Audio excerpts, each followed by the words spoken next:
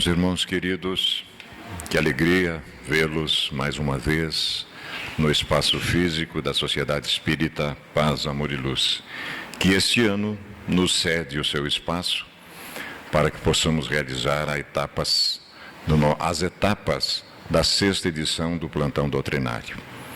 Para aqueles que ainda não estão muito afetos à nossa sistemática, o plantão doutrinário, ele nasceu numa necessidade de preencher aquele período em que as sociedades espíritas e os seus grupos de estudo entram em recesso, né? Então, nós já estamos na 6ª edição do plantão, que são mini-seminários enfocando assuntos diversos. Esta edição enfoca as obras iluminadas de um grande pesquisador espírita, emérito, né? O nosso querido Hermínio Correia de Miranda. E nesta noite nós estaremos avançando então na sua 3ª etapa do plantão, que estará a cargo dos nossos Jorge Bombonato e Maurici Machado. Pela ordem, o Maurici vai falar primeiro, depois o Jorge fala em seguida. E a sistemática é abordada das mais de 40 obras que o nosso Hermínio deixou para nós. Ele teve uma vida longa, muito produtiva. Nós estamos abordando 9 etapas, 9 obras, né? Nesta noite será abordada Nas Fronteiras do Além. E a temática que vamos desenvolver, que os expositores vão nos conduzir, será a obra de Kardec e Kardec diante da obra. Não é somente a obra realizada por Kardec que devemos estudar, é também a sua atitude perante a obra, porque tudo nesse espírito é uma lição de grandeza em quem não deseja ser grande.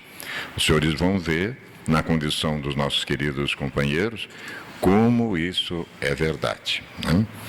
Nós faremos a nossa prece, em seguida um breve currículo dos dois expositores, e eles já vão nos conduzir para que nós não percamos tempo, porque o material realmente é muito interessante e precisa ser exposto para a nossa análise. Após os expositores trabalharem as suas proposições, as suas partes, nós vamos interagir. Nós teremos acesso, então, mais ou menos uns 30 minutos de debate com os dois expositores, né? Maurici Machado vinculou-se à doutrina espírita em 1992. Expositor, coordenador de seminários, grupos de estudo e exposições doutrinárias, tanto da Sociedade Espírita Amor e Caridade, quanto da nossa União Regional Espírita, 10ª Região. O Maurici é corretor de seguros.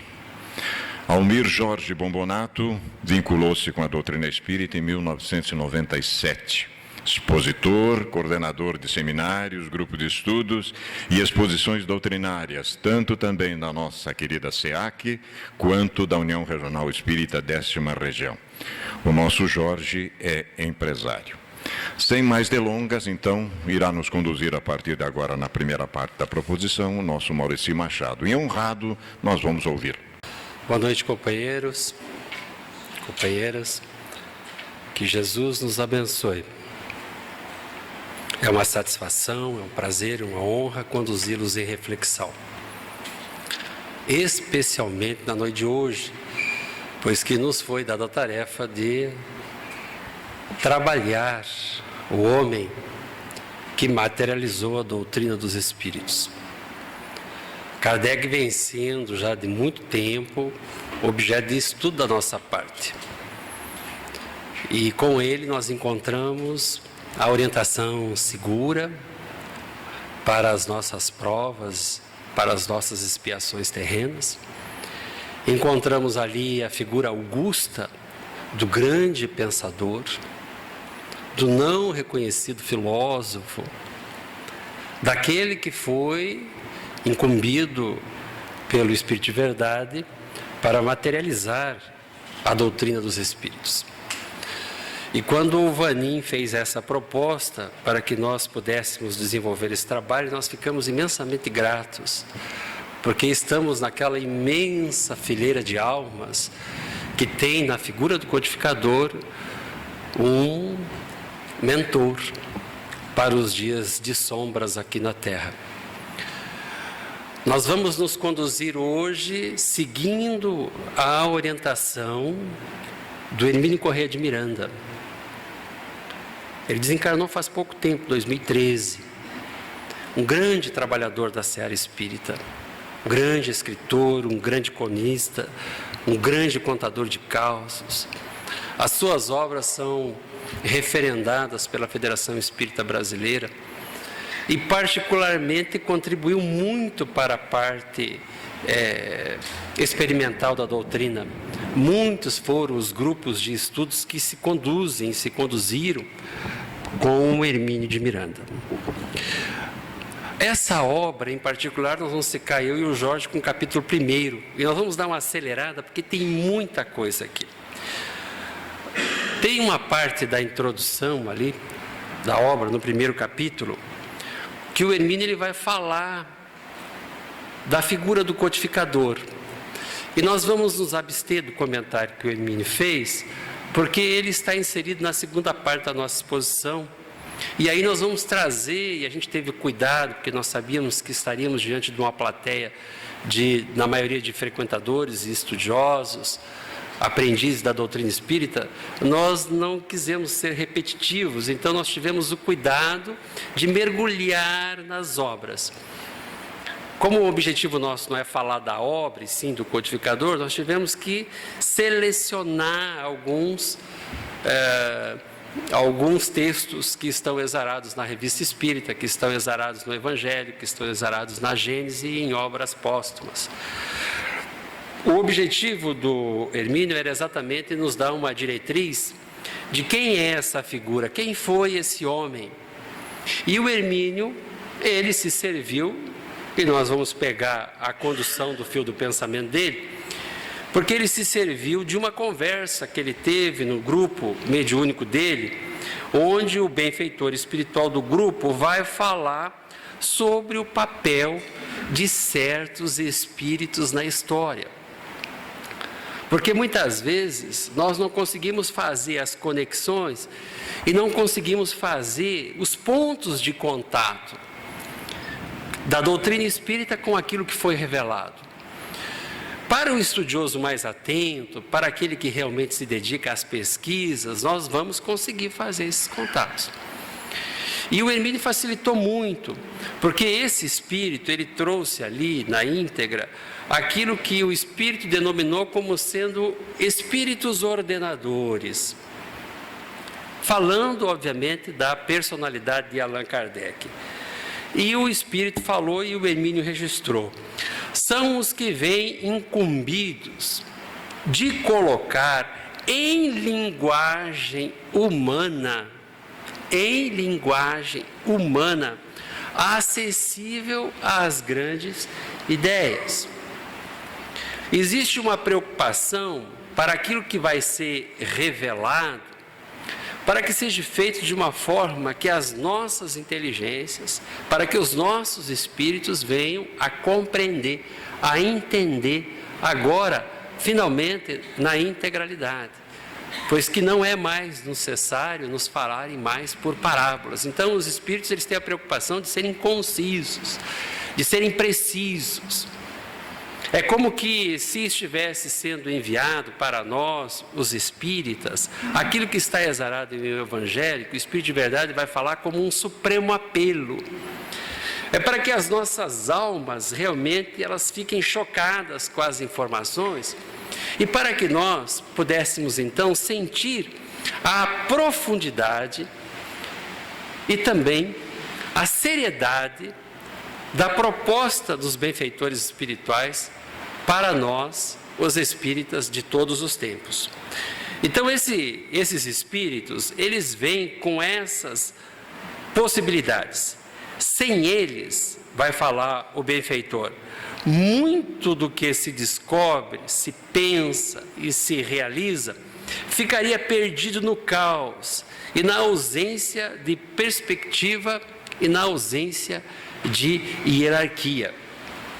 E quando a gente vai estudar Allan Kardec, e quando a gente vai tomando consciência do gigantismo da obra, a qual ele foi aquele que recebeu a incumbência de materializar, nós vamos pensando muito sério, meu Deus, que inteligência dessa criatura.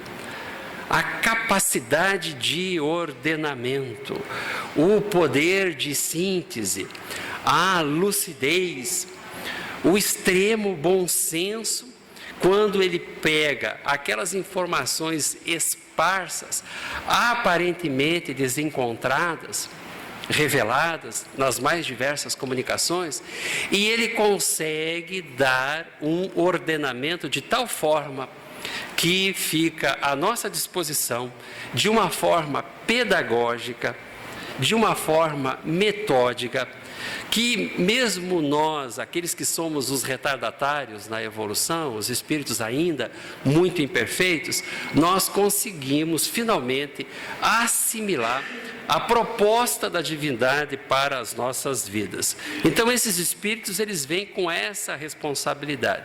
Características desses espíritos: espíritos lúcidos, espíritos objetivos, são espíritos que disciplinam as ideias, são espíritos que descobrem as conexões, eles fazem as implicações, eles nos oferecem as consequências e nos dão um ordenamento que fica ao alcance da nossa mente. Então Kardec fez tudo isso.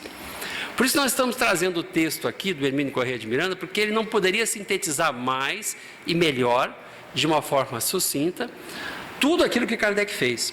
E depois o Jorge vai trabalhar isso. E isso tudo de modo que a gente consiga, então, sintetizar esse pensamento. Ele vai dizer, Allan Kardec era um desses espíritos. São esses espíritos que vêm de tempos em tempos, e eu espero a compreensão e a tolerância dos irmãos, porque a gente vai perceber que isso vem de épocas muito remotas da preparação dessa jornada espiritual para nós que somos aqueles que precisamos evoluir.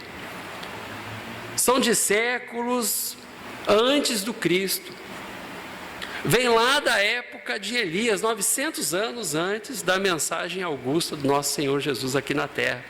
Existe toda uma preparação do plano espiritual para que os homens ficassem alertados com relação ao seu papel, ao seu destino e à finalidade das suas vidas. Então eles resumem um passado de conquistas e preparam então o futuro das realizações. Porque a gente, na nossa inocência, porque às vezes não fomos avisados na intimidade da casa espírita como deveríamos, não fomos devidamente orientados, porque as pessoas são todas elas trabalhadores de muita boa vontade, mas para essa tarefa de preparar o espírito imortal para o seu destino, para o seu encontro com ele mesmo e com as suas obrigações e os seus deveres aqui na Terra, nós os espíritas precisamos agir de uma forma mais ordenada e consciente, como aqueles que chegam. Porque aqueles que estão há mais tempo têm essa tarefa, essa responsabilidade de preparar o caminho. Você vai abrir a mata para que as pessoas não tenham tanto trabalho assim, porque as pessoas não dispõem de tanto tempo assim, para compreenderem e entenderem a doutrina espírita. Então, esses espíritos vieram com essa responsabilidade. Se não fosse eles, sem eles, o conhecimento seria um amontado caótico de ideias que se contradizem. Olha a profundidade do que o Hermínio está falando aqui, porque o que nós tínhamos antes de Allan Kardec trabalhar essas obras do Pentateuco, da Revista Espírita? Olha como Kardec separa o joio do trigo. Olha como esse obreiro, preste atenção nessa palavra, esse obreiro, ele é sempre convocado a reconstruir aquilo que havia sido destruído. Ele vem retirar os obstáculos. Ele vem fazer com que a gente possa caminhar, com que a gente possa trilhar. E nós temos que ter essa consciência de que existe essa preparação e de que existem essa incumbência, essa designação por parte dos nunes tutelares. Esses missionários, eles vêm de tempos em tempos, em eras programadas pela divindade para desempenhar o seu papel. Ou seja, companheiro e companheira, nada é por acaso, né? Não diremos que é um privilegiado. E o Hermínio vai colocar aqui, é um direito genuinamente adquirido pelo esforço pessoal do espírito. Então, esse espírito, quando eles vêm com essas atribuições, com essas responsabilidades, eles não vêm por acaso. Eles se prepararam para isso. Não é uma coisa que é feita sem planejamento, sem organização. E mais ainda, o Hermínio foi muito feliz na colocação dele, porque esse trabalho aqui na Terra, normalmente nós constatamos que é um trabalho solitário. O trabalho de encarnado desses espíritos, esses gigantes da humanidade, que muitas vezes não são reconhecidos por nós como os nossos líderes, porque nós devemos muito a esses espíritos. Muitas das vezes é um trabalho solitário. Quem que esses espíritos iriam consultar? De encarnado. Quem que eles iriam, quem queria auxiliá-los nesse processo de materialização dessas ideias novas, essas ideias que revolucionaram? Então eles não têm a quem recorrer para uma sugestão, para um conselho, para um debate. E a gente vai ver que muitas vezes, agora voltando já para Kardec, nós vamos entrar porque nós não podemos nos estender muito, muitas vezes Kardec ele era esse solitário. Porque queriam colocar muitas coisas, como nós vamos ver aqui, e Kardec seguia o seu rumo, a sua metodologia de trabalho, as suas fontes de pesquisa, as suas fontes de observação. Então, nós retiramos, companheiros e companheiras, as qualidades desse espírito. Agora nós já estamos falando de Kardec, desse nobre espírito que nos legou, ao qual nós devemos o legado da ciência espírita. E a gente vem reiterando isso para aqueles que estão começando, para aqueles que são os nossos dirigentes, para aqueles que são os nossos coordenadores de grupos de estudo, porque nós precisamos trazer Kardec para o dia a dia daqueles que são os nossos iniciados na intimidade da Casa Espírita. Precisamos reapresentar Kardec, porque agora nós temos subsídios, informações, outros já fizeram esses trabalhos, que estão acima de nós, e nos fizeram ver que Kardec é indispensável para o bom aprendizado da ciência espírita. Então nós garimpamos aqui o que alguns espíritos evidenciaram das virtudes kardecianas, tá? Porque o nosso objetivo aqui é destacar a figura augusta de Allan Kardec do trabalho da codificação. A forma como ele viveu, as dificuldades que ele enfrentou, as situações que ele foi enquadrado, os mais furiosos adversários. Quando a gente vai, depois de algum tempo, pegando gosto pela literatura espírita, que nós vamos estudar, particularmente a Revista Espírita, nós vamos ver e perceber o quanto de enfrentamento, o quanto que essa criatura teve que usar da sua evolução, da sua experiência de espírito imortal, da sua consciência desperta, do seu bom senso, para que a doutrina espírita fosse ela trabalhada de uma forma como deveria ser, sem espetáculos, sem fantasias, sem ilusões, sem sobrenaturais, tudo de acordo com a proposta lúcida de Allan Kardec.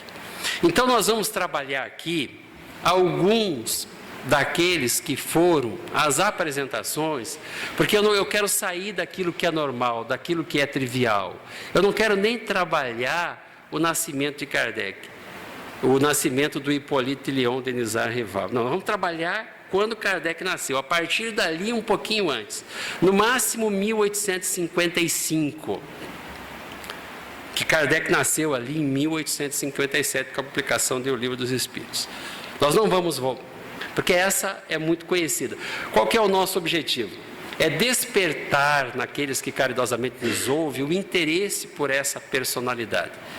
E também trazer a importância, a relevância dessa, que foi a figura de Allan Kardec, para que a gente repense o nosso posicionamento.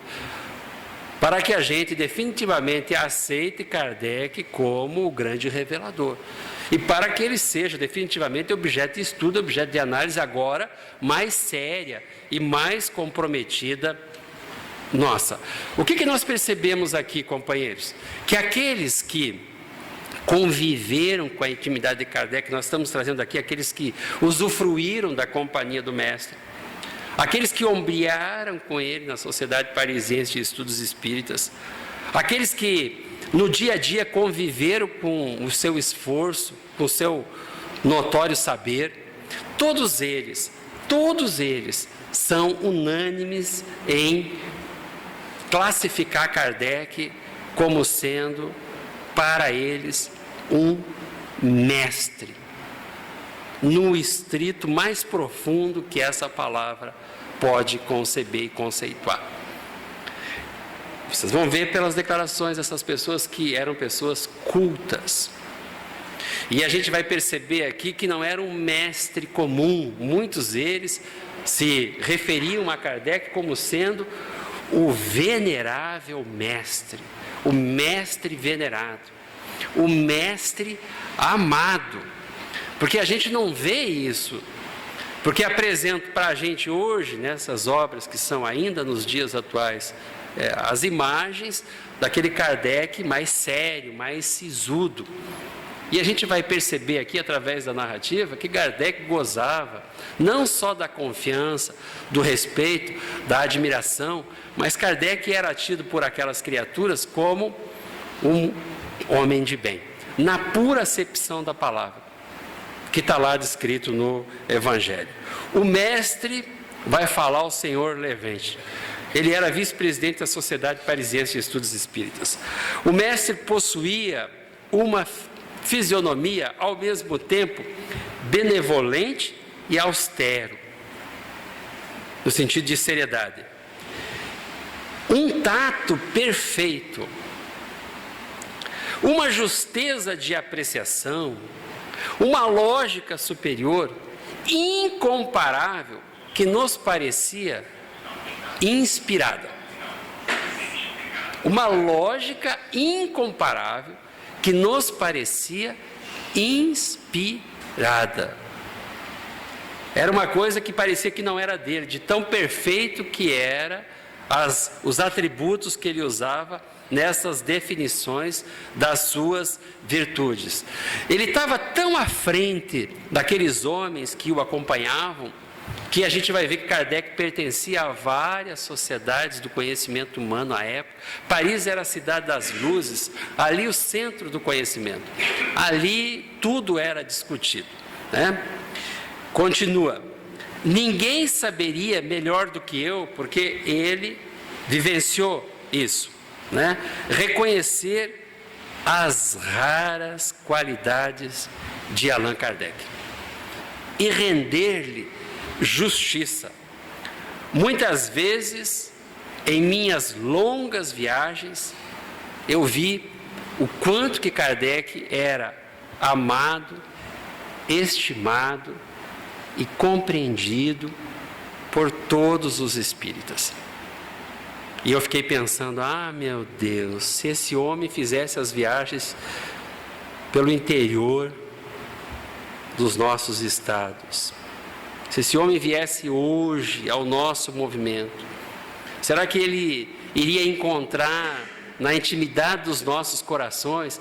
Porque é aí que o Espírito bom, meus amados companheiros de ideal, é aí que os Espíritos bons leem os nossos pensamentos, é na intimidade dos nossos corações. Será que nós estimamos Kardec, amamos Kardec desse jeito, que os seus contemporâneos,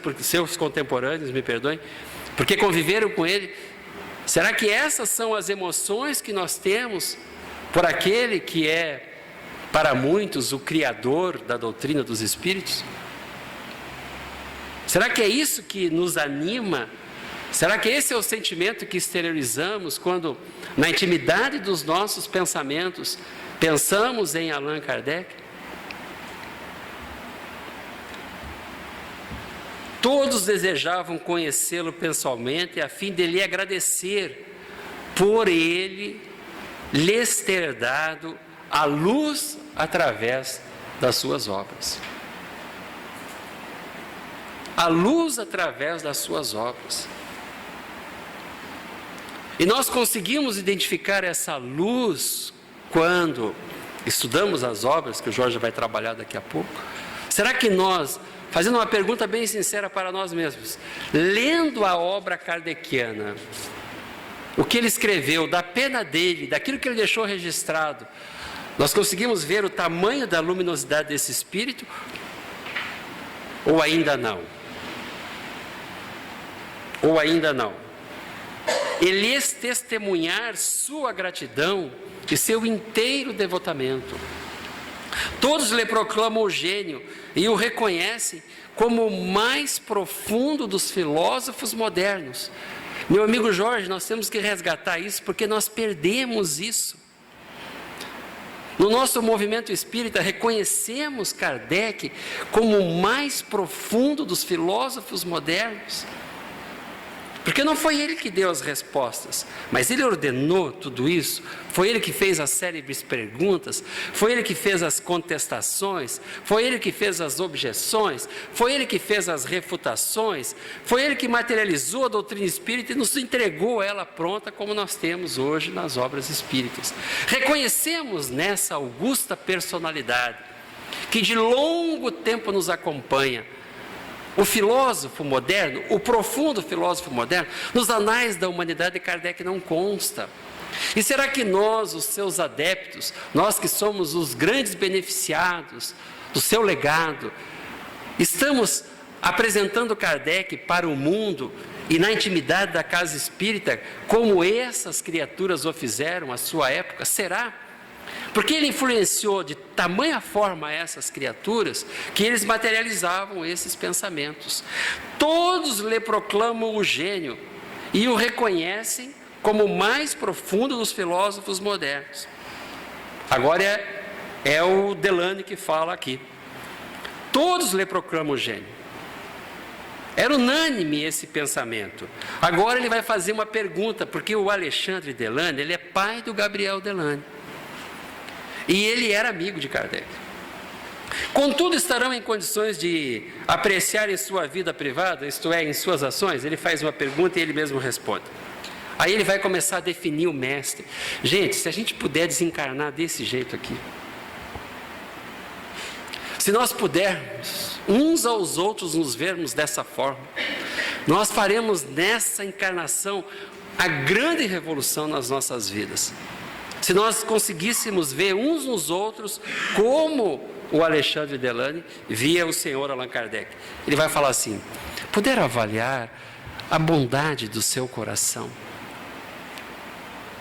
A bondade do seu coração. Ele está falando do homem, ele não está falando do grande pensador, do gênio. Ele está trazendo Kardec para dentro. Kardec amigo, Kardec parceiro, Kardec companheiro, Kardec que se emocionava, Kardec que era solidário, Kardec que puxava do bolso para auxiliar aqueles espíritas que mais precisavam de recursos materiais. Seu caráter tão firme, seu caráter tão justo, a benevolência que usava em suas relações. Gente, para mim, viu, mais do que um revelador, eu preciso encontrar na personalidade do revelador esses conceitos de virtudes. É isso aqui que me faz cada vez mais ficar apaixonado por essa figura, que além das mensagens muito bem escritas, demonstra aqui um ser humano extremamente benevolente. Porque ele usava isso nas relações especiais dele. A caridade efetiva que inundava sua alma, a sua prudência no falar, a sua extrema delicadeza, coisa que nós precisamos desenvolver na intimidade da casa espírita, porque nós somos livres pensadores, nós vamos divergir, nós vamos ter que discutir doutrina espírita para que ela possa entrar na nossa intimidade. E aí o próprio Delane afirma que não. Ele responde que não. Nós não conseguíamos apressar. Quem mais do que ele, tão bom, tão nobre, tão grande, tanto em suas palavras quanto em suas ações, foi alvo da injúria, da calúnia. E aí ele vai dizer quem eram os inimigos de Kardec. Porque na intimidade da casa espírita, depois que nós nos transformarmos, nos reformarmos, é natural que nós tenhamos também os nossos inimigos, os nossos adversários. Não só na intimidade da casa espírita, mas principalmente e particularmente fora dela. Mas aí o Delano ele vai fazer uma consideração. Contudo, não tinha como inimigos senão os que não o conheciam. Porque a mensagem que ele haveria de trazer era tão revolucionária, contestatória, ela era tão grande, tão profunda, ela derrubava muros construídos através dos milênios, dogmas, preconceitos, modos de vida. Kardec elevava de uma forma tão grande os nossos conceitos de vida que, obviamente, ele constrangia muitos daqueles que queriam permanecer exatamente como estavam. E particularmente aqueles que tinham interesse em que as coisas não se modificassem. Então eles tinham sim os seus inimigos. Mas ele vai falar aqui, essas pessoas, quando o apreciavam melhor, mesmo as que não partilhavam das suas opiniões filosóficas, eram forçados a render homenagem à sua boa fé. O que o Delano está dizendo aqui? Viu, as pessoas não precisam concordar conosco, companheiros de ideal, com os nossos princípios científicos, filosóficos, religiosos. Não, as pessoas não precisam concordar conosco. Mas a imagem que nós deveremos passar a essas criaturas que convivem conosco é essa imagem aqui, ó. Nós temos que ser, e as pessoas quando convivem conosco, as pessoas têm que entender a nossa boa fé, a nossa boa vontade em servir, a nossa boa vontade em ajudar o nosso semelhante. O Vanderich, sem Allan Kardec, olha, o que ele fala aqui é extremamente atual.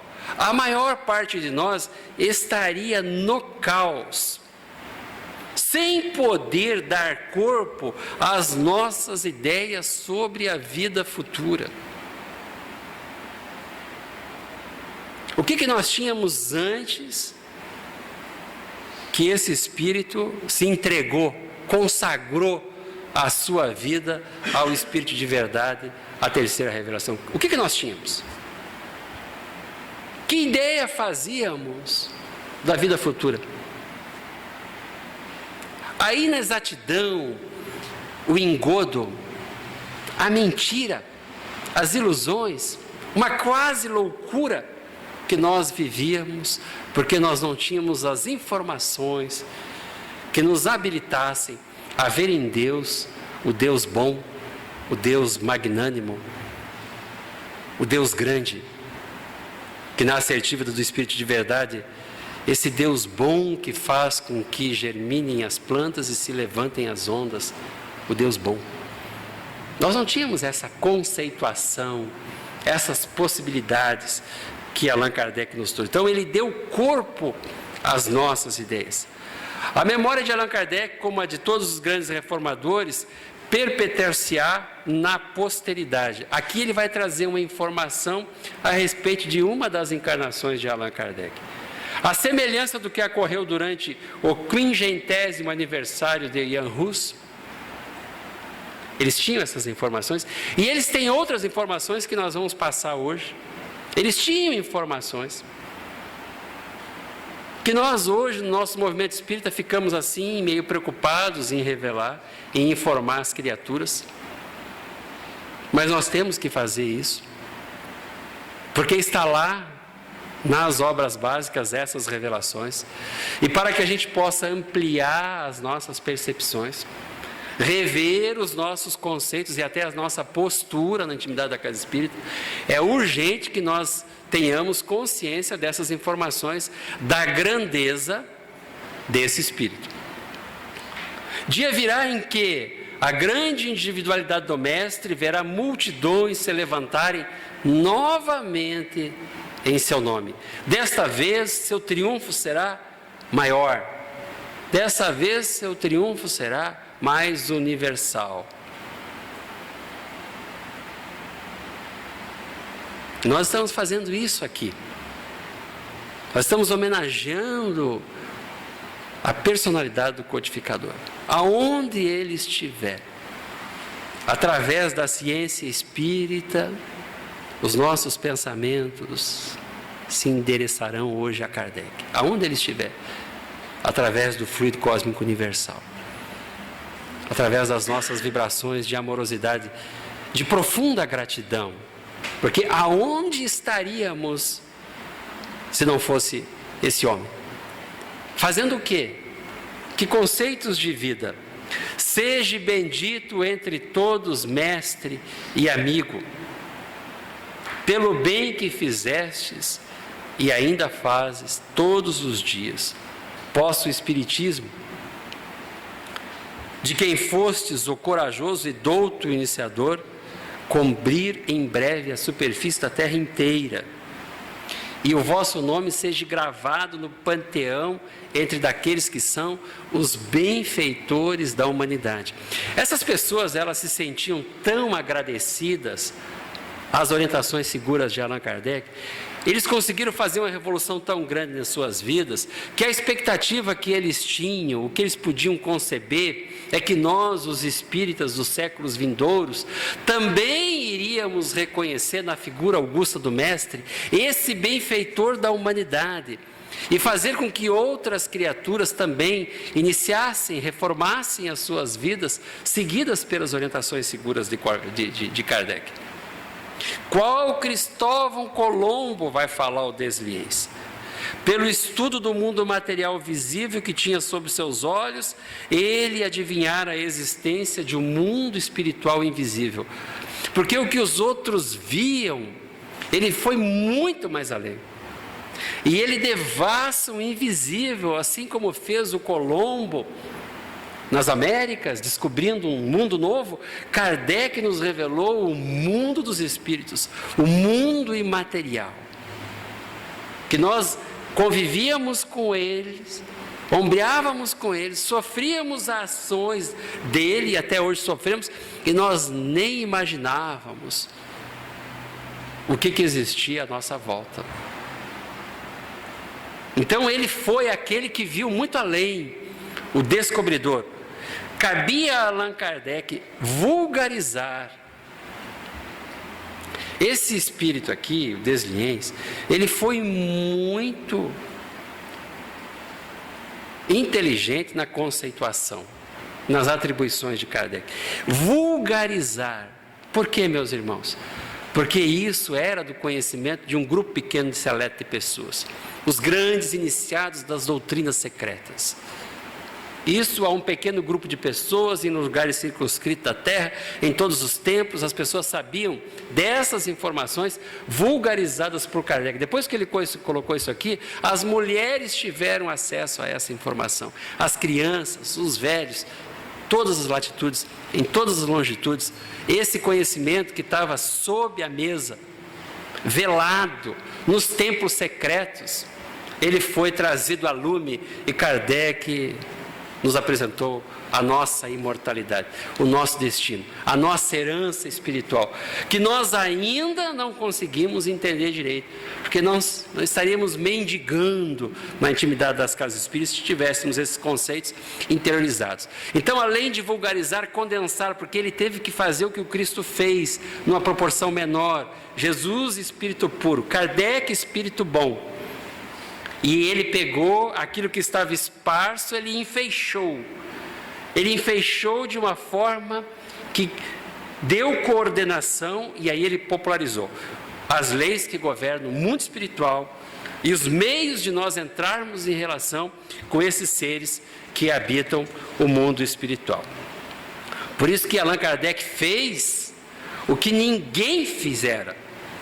Ele estudou fatos, ele analisou tudo isso de uma forma metódica, Das suas observações laboriosas, vai falar aos desleixos, resultaram ensinamentos conscienciosos, em obras imortais, sábia e claramente escritas, que o Jorge depois vai falar alguma coisa sobre elas. Ó mestre venerado, graças a ti, as verdades que nos fizestes tocar com o dedo. Até hoje a gente consegue, nós que éramos seres brutalizados, nós que não desenvolvíamos as nossas percepções, nós que éramos obsediados e não sabíamos, nós que estamos sutilizando o nosso corpo perispiritual na intimidade da casa espírita, nós que estamos agora finalmente suscetíveis às virtudes que nós desprezávamos, porque não nos convinha modificarmos.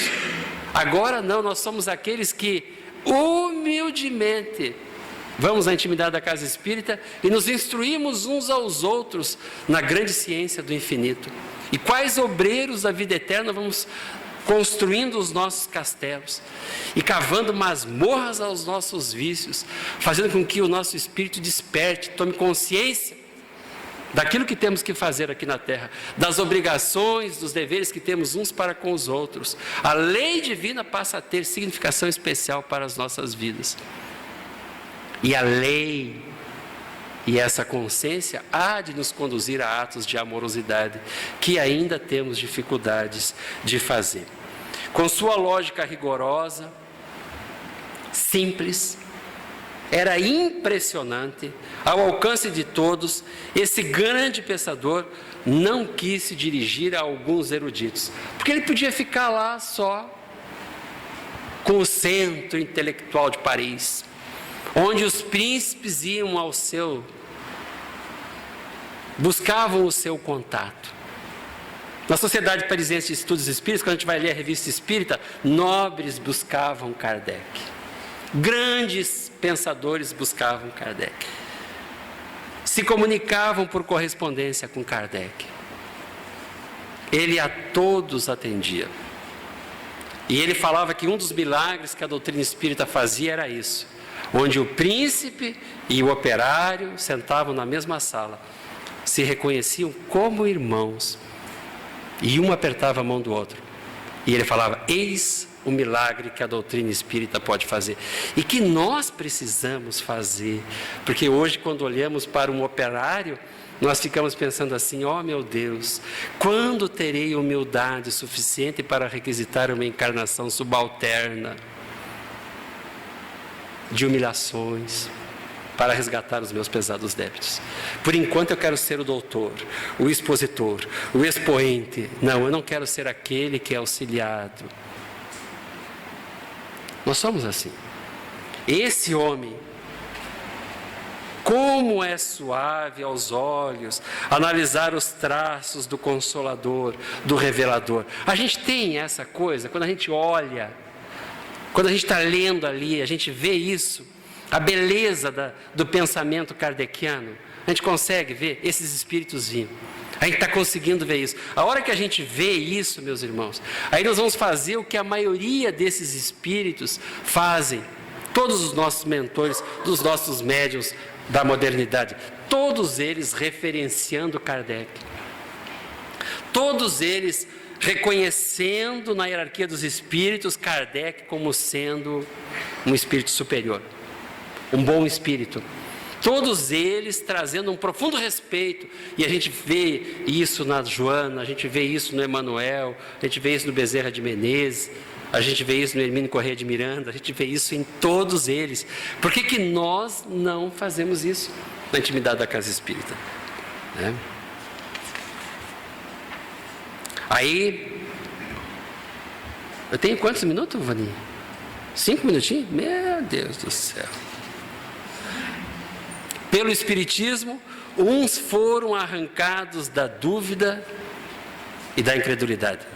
Outros colheram a sanção e a explicação das suas crenças secretas.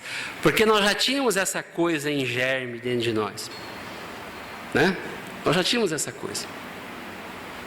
E aí, com a informação de Kardec, a gente vai fazendo as conexões. A gente vai fazendo as pontes. Graças a eles, todos encontraram a luz onde só havia trevas. Gente, quando eu li isso aqui, eu me identifiquei demais. Porque hoje, a gente sempre deixa para estudar a doutrina espírita quando todo mundo vai dormir. Ou muito cedo. De vez em quando o Vaninho me acorda lá, 5 horas da manhã, mandando WhatsApp para mim, mensagem. Aí eu acordo, aí eu vou estudar. Então hoje a gente encontra satisfação, prazer, é agradável, é como se a gente fosse envolvido numa psicosfera diferente. Já desenvolvemos o hábito da leitura tão salutar, porque somos criaturas que necessitamos desses aconselhamentos diante das nossas imperfeições. Eu vou respeitar o tempo que eu tenho que entregar para o Jorge, mas eu não posso deixar de encerrar com 3 colocações, uma do Evangelho, outra da Gênese e as outras em obras póstumas, onde alguns dos senhores e das senhoras aqui provavelmente já leram, já se edificaram e já sabem. Para outros é novidade, mas para aqueles que começam, nós precisamos rapidamente informá-los disso, para que eles não achem que a intimidade da casa espírita, para que os seus sentidos não o traem, porque aqui é tudo muito simples, né? Não tem paramento, não tem rito, não tem hierarquia, não tem nada. A gente chega aqui e entra. Parece que não tem nada, né? Parece que isso aqui é uma casa que não é assim. Nós estamos sendo convidados a fazermos uma revolução nas nossas vidas, porque esse homem que trouxe isso aqui, ele foi designado, convocado, intimado para fazer esse trabalho. Vossas almas não estão esquecidas. Eu, o jardineiro divino, as cultivo no silêncio dos vossos pensamentos. O Evangelho segundo o Espiritismo, capítulo 6, o Cristo Consolador, item 6. Jesus falando para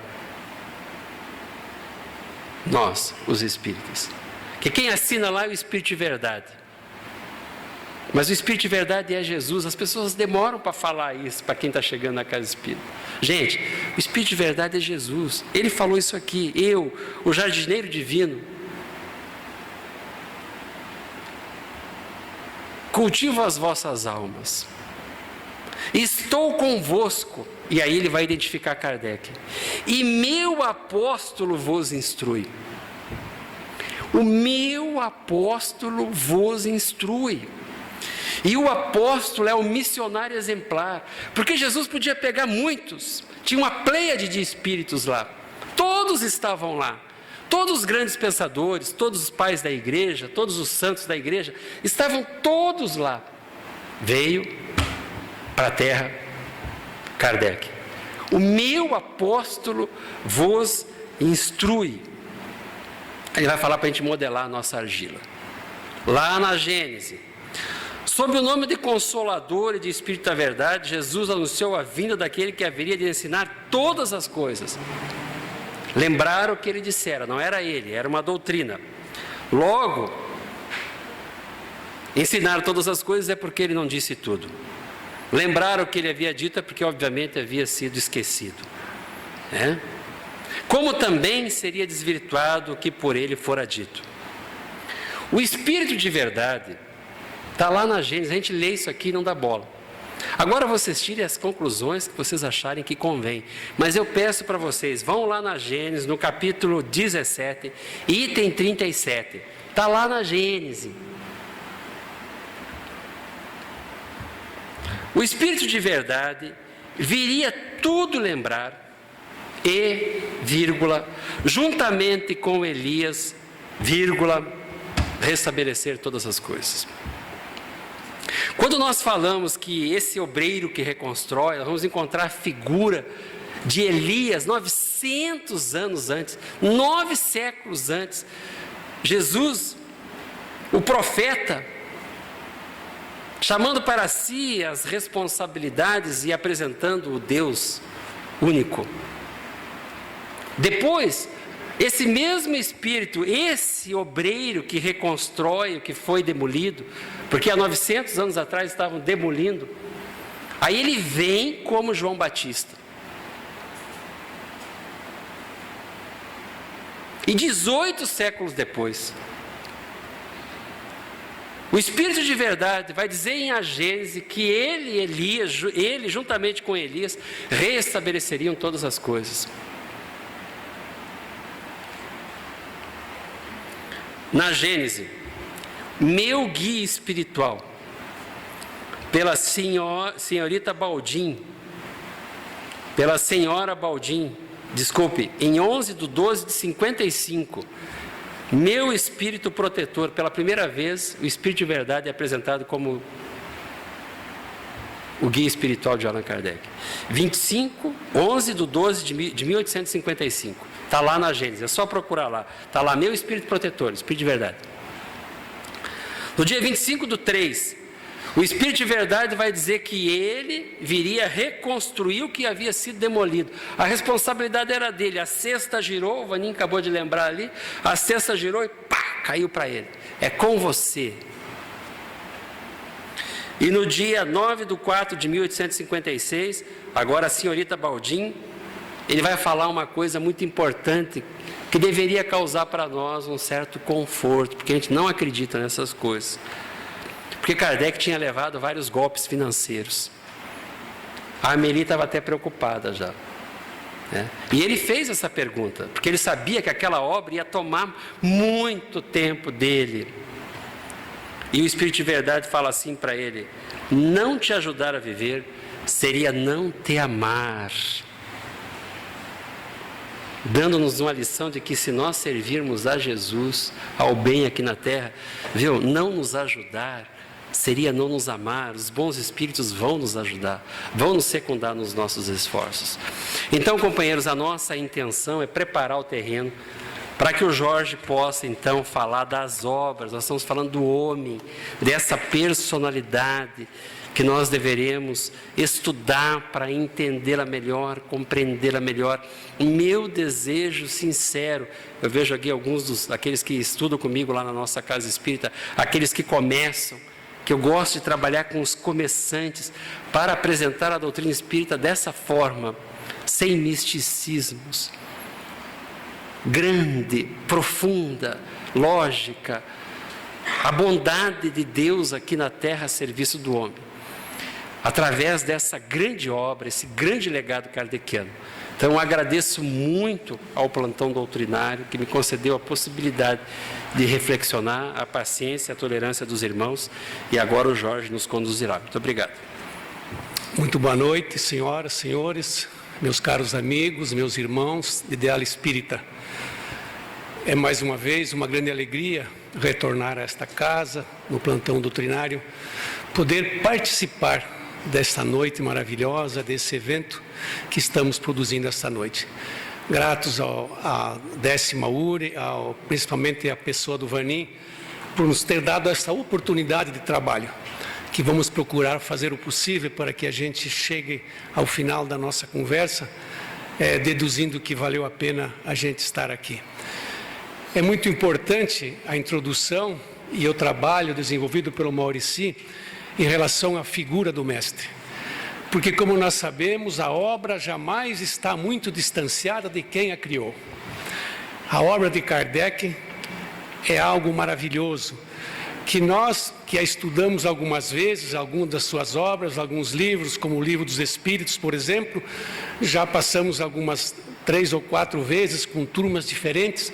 Cada uma das perguntas, cada vez que a gente chega nela, ela tem um aspecto diferente. Os horizontes se abrem e a gente vai aprendendo sempre coisas mais e mais importantes. Pensei em trazer os exemplares todos para mostrar. Quando fui juntando, eu desisti, porque era muita coisa para trazer todas as obras do Kardec. Vocês imaginam então o que é agora, em alguns minutos, a gente poder falar sobre essa obra maravilhosa. Mas eu vou fazer uma síntese. Eu vou tentar aqui exercer todo o poder que seja possível pela simplicidade do meu conhecimento, para fazer aqui uma síntese dessas obras. Vamos fazer apenas um apanhado rápido sobre as principais, as obras básicas e as outras obras.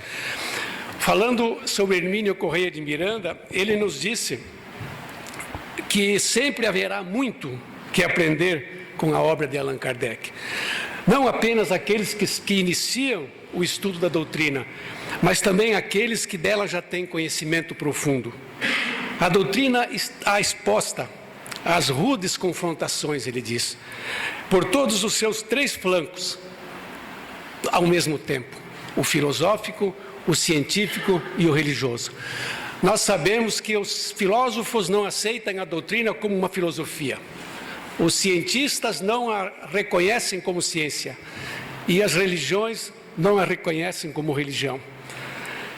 Diante deste quadro todo, nós podemos ainda verificar com enorme satisfação, diz Hermínio Correia de Miranda, que nossas posições se revelam impugnáveis. Ninguém consegue derrubar o pensamento doutrinário espírita. Até mesmo, diz ele, ideias e conceitos que a doutrina se antecipou, como no caso da reencarnação, da pluralidade dos mundos habitados, vão recebendo sempre mais a confirmação, assim como a existência do perispírito, que vai a cada dia mais tornando-se uma necessidade científica para explicar fenômenos que a biologia clássica não consegue entender. Olha a atualização de Kardec na sua obra, há mais de 150 anos já codificada. Tenha certeza que Kardec, e ele tinha essa certeza sobre tais aspectos, quando escreveu que o Espiritismo se modificaria nos pontos em que entrasse em conflito com a ciência. Casos cientificamente comprovados. O tempo deu-lhe a resposta que ele antecipou. Não há o que reformular. Mas se um dia houver, será em aspectos secundários e jamais nas suas concepções estruturais básicas da doutrina, como no caso a existência de Deus, a sobrevivência do espírito, a reencarnação e a comunicabilidade entre os ditos vivos e mortos. A doutrina codificada, ela não responde de forma nenhuma a todas as nossas indagações, como não respondeu a Kardec. Foram todas resolvidas, estão sendo resolvidas ao longo do tempo, porque é uma ciência, e a ciência é para ser construída, ela não vem pronta. O Livro dos Espíritos é um repositório de princípios fundamentais, onde emergem inúmeras tomadas para tantas outras especulações, conquistas e realizações. Nele estão os germes das grandes ideias, nos diz Hermínio, que a humanidade sonhou pelo tempo afora. Ali nós temos as respostas que tanto procuramos ao longo da história, desde os tempos idos, quando aqueles filósofos maravilhosos da Grécia se perguntavam: da onde eu vim? O que é que eu estou fazendo aqui neste mundo e para onde vou depois da morte do corpo físico? Essas perguntas são claramente respondidas pela nossa querida doutrina espírita.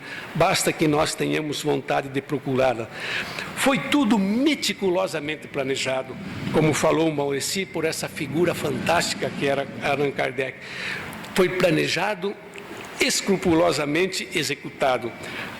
A época era aquela mesma, não podia ser outra. O meio ambiente e os métodos empregados tinham que ser aqueles.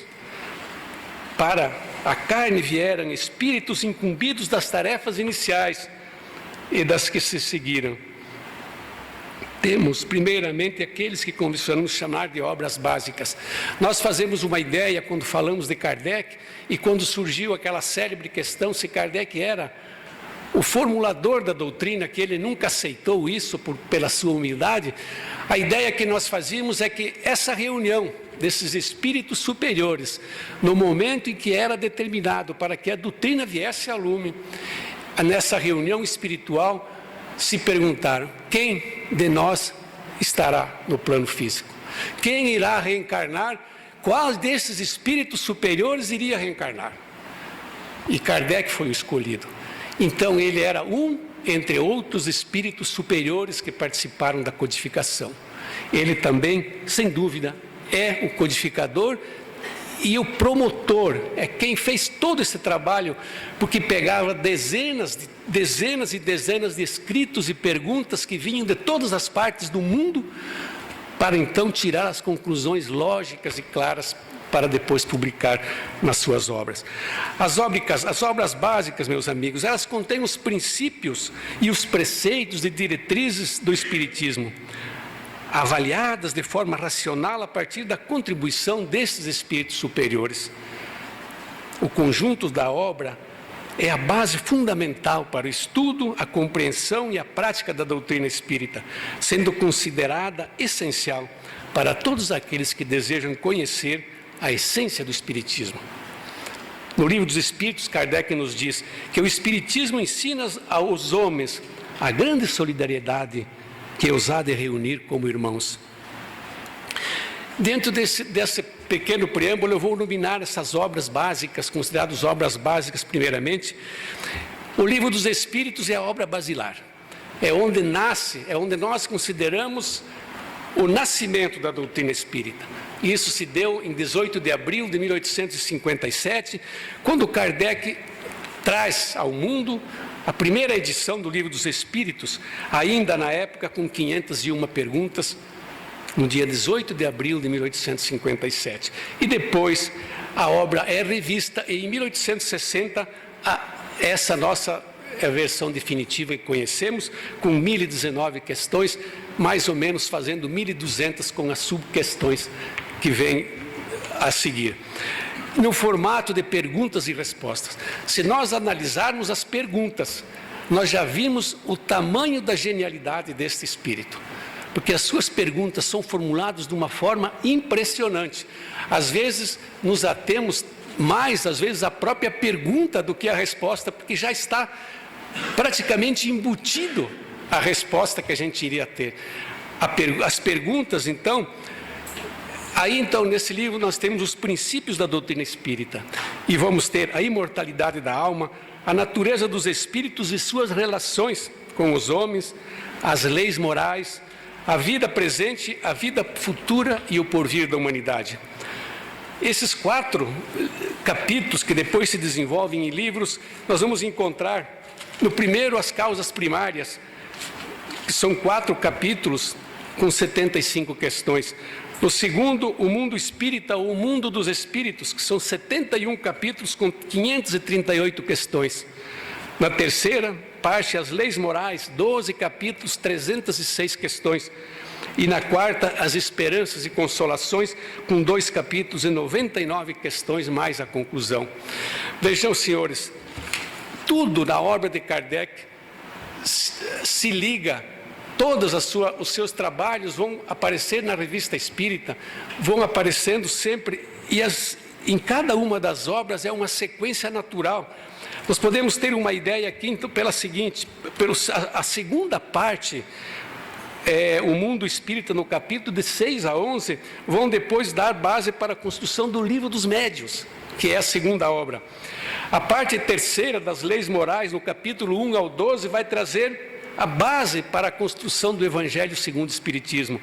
Na parte quarta, esperanças e consolações, item 1 e 2, vai ser a base para o céu e o inferno. E daí nós vamos ter ainda a parte primeira das causas primárias, capítulo 2, 3 e 4, parte segunda do mundo espírita e parte terceira das leis morais vão dar base para a Gênese, que é o último livro da codificação. A introdução e os prolegômenos dão a base para o livro O que é o Espiritismo. O segundo livro é o Livro dos Médiuns. Esse foi publicado em janeiro de 1861, que é o Guia dos Médiuns e Evocadores, para entender a concepção espírita sobre a mediunidade. Contém ensino especial dos espíritos sobre a teoria de todos os gêneros de manifestações e meios de comunicação com o mundo invisível, desenvolvimento da mediunidade e as dificuldades e os escolhos que se podem encontrar na prática do Espiritismo. Esses escolhos são as armadilhas, como nós sabemos. E todos nós sabemos que existia uma grande... Era difícil colocar, naquela época, nas pessoas a ideia da comunicação espírita, porque ela era proscrita pela Igreja. E as pessoas usavam aquela célebre parte da Bíblia, no Deuteronômio, onde fala que Moisés havia proibido as comunicações. Então era onde se apegavam muitas pessoas da época para dizer que as comunicações eram coisa do demônio, porque eram proscritas pela igreja. Mas Kardec nos diz, e nós entendemos hoje, que da forma como era feita, nós também a proibiríamos, porque era feita numa forma de adivinhação, de tirar algumas vantagens, de conseguir vantagens pessoais, e não era essa a ideia. O livro dos médiuns vem nos mostrar a possibilidade dessa comunicação ser feita de forma consciente, de forma séria, onde as pessoas pudessem se comunicar de uma forma superior, passando pelo crivo da razão, as comunicações, e que fosse algo que servisse para um grupo de pessoas, para uma sociedade inteira, para uma população inteira, e não atingir a valores e a ideias de vantagens pessoais. O livro dos médiuns se divide também em duas partes, além de uma introdução. O primeiro são noções preliminares, em 4 capítulos, e o segundo são das manifestações espíritas, em 32 capítulos, onde nós vamos encontrar diferentes tipos de mediunidade, a obsessão, identidade dos espíritos, evolução, perguntas que se podem fazer aos espíritos, e ainda trata do charlatanismo, do embuste e outros. E depois, no final, ainda nos fala como organizar uma casa espírita, onde Kardec nos recomenda aquela célebre questão que fala para que sejam grupos pequenos, de preferência grupos familiares.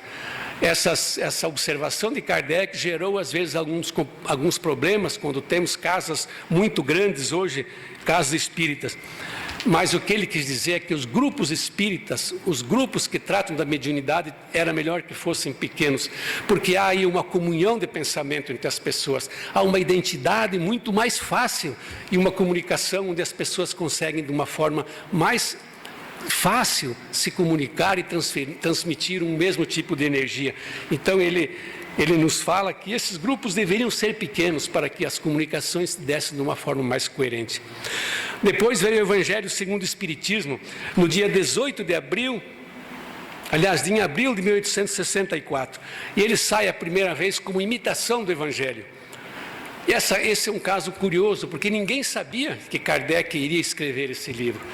Ele se distancia da sua família, inclusive da sua amada Amélie Gabrielle, que fica na sua casa, e ele se distancia e fica numa chácara, num sítio, perto do mar, e onde ele consegue, então, na sua solidão, na sua introspecção, redigir essa obra fantástica. A parte moral da doutrina espírita, do espiritismo, a parte religiosa, não é, como você pode imaginar, um evangelho espírita. Ele pega o evangelho de Jesus na parte moral e reexplica aquela passagem através da ótica espírita. É importante que nós entendamos que Kardec, já na abertura do Evangelho segundo o Espiritismo, ele coloca que o Evangelho ele pode ser dividido em 5 partes. A primeira são os fatos da vida do Cristo. Depois nós temos os milagres, as predições e os fatos que geraram os dogmas da igreja. Esses 4, Kardec não considera. Considera apenas o 5º, que é o ensino moral do Cristo. Esse é o que ele leva de volta ao cristianismo primitivo, a ideia da mensagem evangélica, sem as modificações, sem as alterações feitas a bel prazer, atendendo às necessidades ou o interesse de quem quer que seja. E ali sai o evangelho como ele foi escrito na sua essência, contendo as explicações das máximas do Cristo, sua concordância com o Espiritismo e a sua aplicação em diversas situações da vida. Nós sabemos que o Evangelho segundo o Espiritismo é o guia mais seguro para uma vida bem-sucedida. Temos ainda então na sequência cronológica o céu e o inferno. Em agosto de 1865, no subtítulo nós temos a justiça divina segundo o Espiritismo. É o exame comparado das doutrinas acerca da passagem da vida corporal para a vida espiritual. das penalidades e recompensas futuras, dos anjos, demônios e das penas eternas, seguido de numerosos exemplos acerca da situação da alma durante a morte e depois dela. Esse exame profundo da ideia do céu e inferno, do purgatório, vem numa época em que a visão católica, na época, mostrava a ideia de um céu, um inferno e um purgatório totalmente diferente daquele que Kardec entendia e que os espíritos superiores nos indicaram. O céu não era aquele lugar de contemplação onde a pessoa ficava o resto da sua existência numa inutilidade sem fim, onde o egoísmo fosse a maior de todos os exemplos, porque alguém já disse certa vez que não é de admirar que tenhamos tanto egoísmo hoje na Terra. Seu exemplo maior vem dos céus, onde as pessoas iam procurar sua salvação, não importasse para onde depois fossem os seus entes queridos. Então eu perguntaria, que felicidade é essa que poderíamos ter na eternidade quando sabemos que os nossos entes queridos estariam ou poderiam estar na outra parte? Quando o mundo hoje cresce a cada dia a ideia de solidariedade, basta ver nas tragédias que acontecem como as pessoas cada vez nutrem mais essa ideia de humanidade, de se ampararem umas aos outros, de solidariedade. E como nós poderíamos imaginar então a ideia de um paraíso onde a gente fosse para lá e os outros, não importa o que acontecesse. A ideia do inferno ainda mais tenebrosa, porque então mostraria uma ideia de castigo eterno, onde víamos Deus não como um criador, um pai amoroso, mas como um juiz impecável, que não simplesmente condenaria a eternidade alguém por uma pena não eterna. A ideia do céu e inferno não era aceita pelo Espiritismo e não fazia nenhum sentido. Como o purgatório, que também foi inventado por uma bula papal no ano de 593 e que nada tinha a ver com as Escrituras. Então o céu e o inferno vem mostrar um diferente pensamento, mostrando um Deus de paz, de amor, que a sua criação era uma obra de amor. E na segunda parte nos traz muitas comunicações de espíritos sobre os seus estados na vida do além-túmulo e os mais diversos tipos de espíritos, espíritos bons, espíritos maus, suicidas, criminosos das mais diversas espécies, mostrando aquela realidade insofismável de que a cada um é dado segundo as suas obras e que nós vamos continuar sendo aquilo que somos e, como disse certa vez o meu amigo Vanim, que nós vamos recomeçar na próxima exatamente de onde paramos agora. Então, meus amigos, a gente não passa a ser anjo nem demônio simplesmente porque desencarnou. Continuamos a ser exatamente o que somos. Então ele nos mostra que aí a criação é um trabalho de cada um de nós, intransferível. A Gênese, a última das 5 obras do Pentateuco, veio à luz em 6 de janeiro de 1868. É um livro muito importante também, pois trata das diversas questões referentes à ciência e dá uma interpretação espírita sobre os diversos milagres de Jesus. São três estudos. O primeiro capítulo, o primeiro em 12 capítulos, a Gênese mosaica sobre a ótica espírita. No segundo, são 2 capítulos, leis naturais do universo, enquadrando os chamados milagres operados por Jesus. E no terceiro, 18 capítulos, fala da previsão ou a capacidade de se antecipar aos acontecimentos futuros. A Gênese é o coroamento da codificação. Trata da Gênese planetária, examinando os diferentes períodos da Terra, mas reserva um capítulo, uma grande parte da obra para analisar os textos mais importantes e mais complexos do Evangelho de Jesus. Trata-se de uma obra monumental de ciência e de ética evangélica. Depois nós vamos ainda tendo outras obras, o que é o Espiritismo, em 1859, que traz uma pergunta simples, que quer ser respondida por Kardec.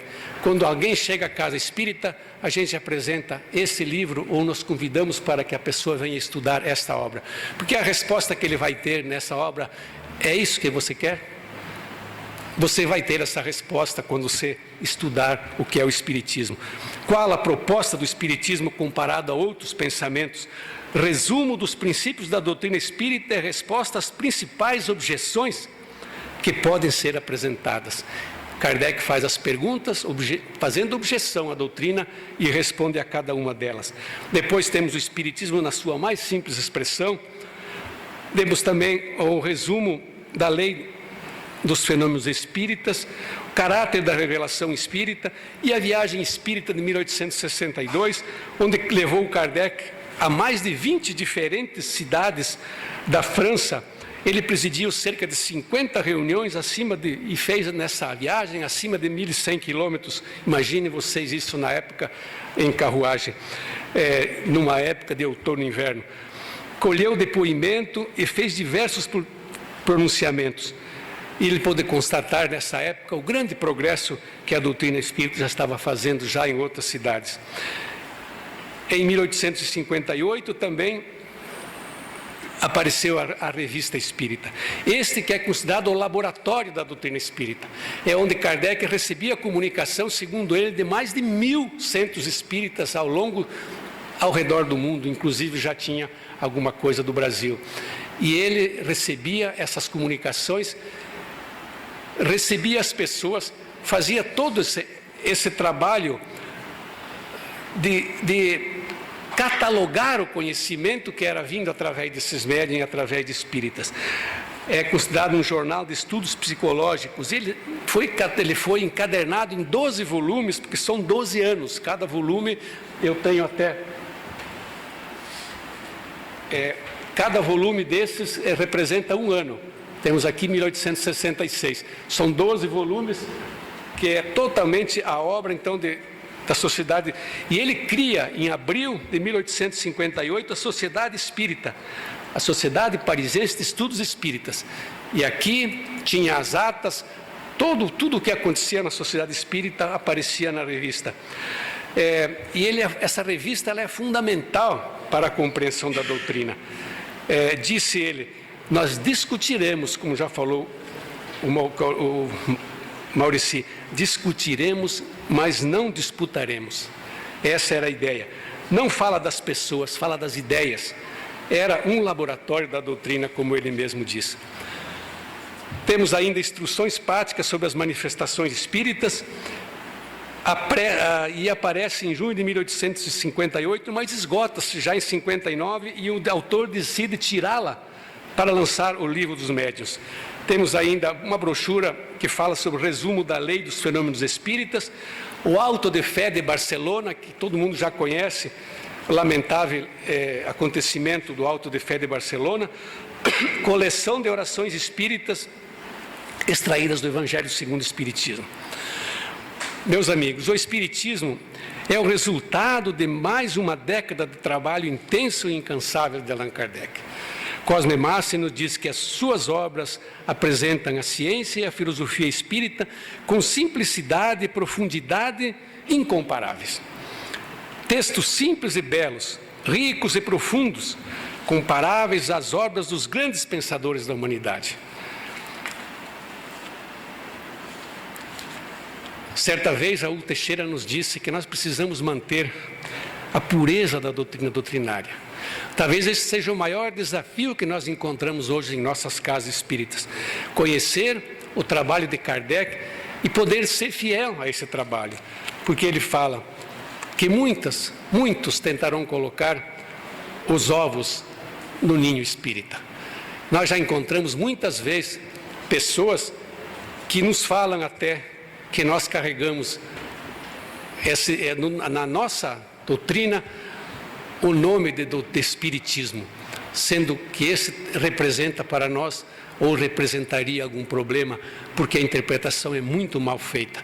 Já escutávamos certa vez na televisão alguém falando de uma pessoa que havia feito sacrifícios humanos em crianças e no final dizia que a pessoa era dona de um centro espírita. Isso nos desagradou profundamente. Não existe nada mais distante do que esse pensamento. Esse pensamento está a anos-luz de distância de uma casa espírita, onde se fala em fraternidade, se fala em amor, onde o mestre deixou a sua mensagem dizendo: o Espírito de verdade transmitiu aquela célebre mensagem dizendo: espíritas, amai-vos, e espíritas, instruí-vos. Nós sabemos que como nós poderemos amar o Espiritismo se nós não o conhecemos? Nós precisamos, antes de tudo, conhecer a doutrina. Saint-Exupéry, no seu livro Pequeno Príncipe, já diz que o que faz com que o jardineiro ame a sua rosa é o tempo que ele dedica a ela. Então, meus amigos, vamos cultivar esta flor, essa rosa, essa obra maravilhosa que nós recebemos do Mestre Kardec. E para encerrar, porque nós precisamos ser breves, eu vou contar uma pequena história que nós escutamos do nosso querido Raul no Congresso Espírita de Paris, em 2004, quando ele fez uma palestra maravilhosa, e ele encerra dizendo, falando de Kardec, da doutrina, dizendo que certa vez um caçador andava nos Andes e de repente viu caído uma pequena ave totalmente em plume, recém-saída do ovo. Com medo que ela fosse atacada por algum predador, ou que fosse, às vezes, fosse morrer de fome, sem assistência, ele a levou para casa e a colocou junto com as outras aves. Esta ave foi crescendo, desenvolvendo-se, e ele viu que ela tinha algo de especial. Esta ave era uma águia real. Esta águia real foi crescendo e, certa ocasião, por aquelas regiões, uma outra igual sobrevoou aquela região, emitiu seu canto, e a ave percebeu que ali estava uma igual, e tentou de todas as formas alçar o voo, mas as suas asas ainda não estavam completas, faltava-lhe as penas das asas, e ela não conseguiu voar. Por mais que se debatesse no pequeno cercado onde estava, não teve como alçar o voo, e a sua igual foi embora. Um tempo depois, a mesma águia aparece novamente, e agora as suas asas estão completas, e ela consegue levantar o voo e seguir junto à sua igual. Nós somos águias reais. Nascemos simples e ignorantes, como está lá na questão 607 do Livro dos Espíritos. Através dos tempos, vamos desenvolvendo a nossa plumagem, vamos melhorando a nossa condição de seres humanos, vamos evoluindo, porque essa é uma lei natural. Então, essa águia real voou certa vez na Galileia. Fez o seu voo rasante e convidou a nós, a humanidade, para que a seguíssemos. Mas a nossa plumagem não estava pronta. Ou ainda existia o sacerdócio organizado, o poder e a riqueza do mundo ainda estavam presentes na alma do ser humano. As conquistas estavam para acontecer e tudo isso nos deteve e nós não conseguimos voar. 20 séculos depois, já mais amadurecidos, lá em Paris, no Palais Royal, na Galeria d'Orléans, em 18 de abril de 1857, a águia real voltou. Ela voltou a voar baixo.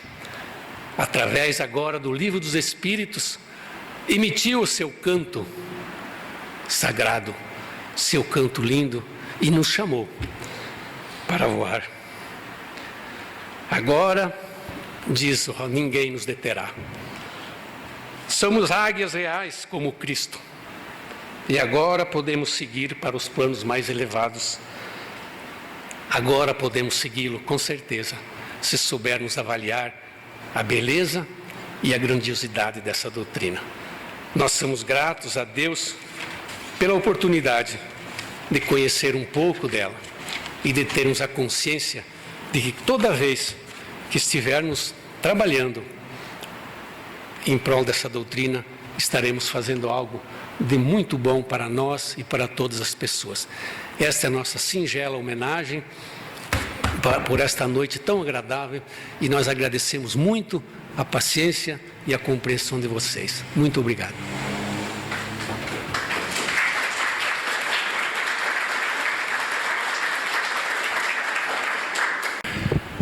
Bem, meus queridos, a bela síntese foi proposta.